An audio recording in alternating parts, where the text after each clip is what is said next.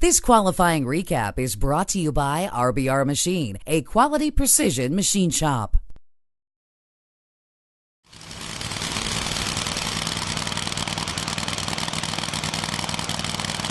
I didn't think it would hold. I felt like we showed our hand and let everybody see that there's some racetrack out there. We all just missed it the first run, and I was figuring everybody would kind of come back the next, but we kept reading the scoreboard and listening and kind of kept hanging in there. And so, but I'm happy for Dodge and Mopar, what they do for the sport. I did the block party last night, and it was an incredible event. I enjoyed it. My first time on board with Dodge. So I want to pay them back for their investment. They've supported us throughout the year, and we've had some ups and downs, but I think the needle's pointing up for us. I expected to go out and run well or smoke the tires. I knew kind of the tune-up was going to be pretty aggressive, and the further we were far back in the pack, so I saw quite a few cars not make it down, and Richard came in and got into the box and made some adjustments. So I felt confident we would go down. I didn't know how quick and definitely not how fast. I don't think you expect to go 330 on the mountain ever. And so to be able to go out and do that is very impressive and just shows what kind of handle and what kind of tune-up that these guys have on the car.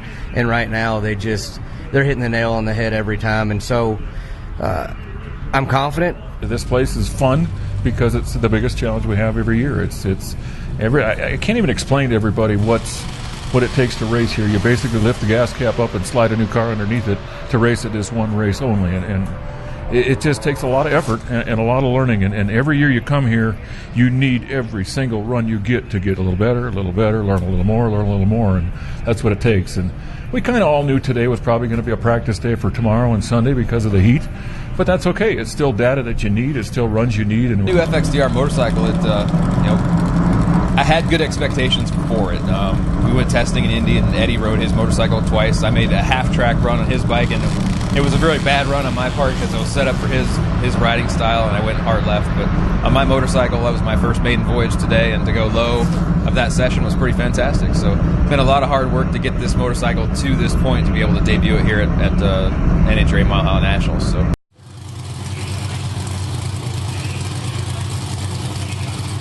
Oh, it's really neat. I've always got to stand behind the cars and enjoy that, but I didn't think it would stick, but we're super excited. Yeah, it's great. How does this affect you as an owner you're in a different position than you normally are. Does this affect your normal race day prep? No, I'm just hoping I don't lose from the number one spot. I struggle at the Christmas tree, but it's exciting again. Just can't say enough about our program and all the guys I got back there and the other drivers. It's been awesome. Well, it's big.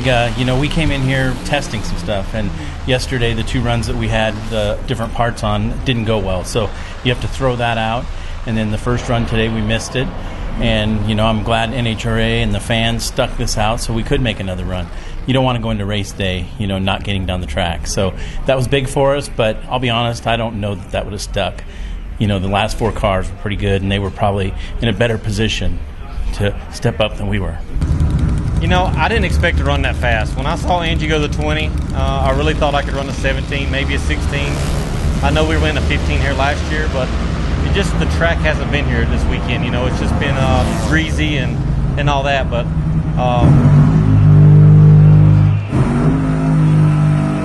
track tightened up. There was no sun on it. They sprayed it extra for the pro stock cars, after what happened out there, and man, my combination just stuck because it dug. That's the quickest and fastest I've ever been up here.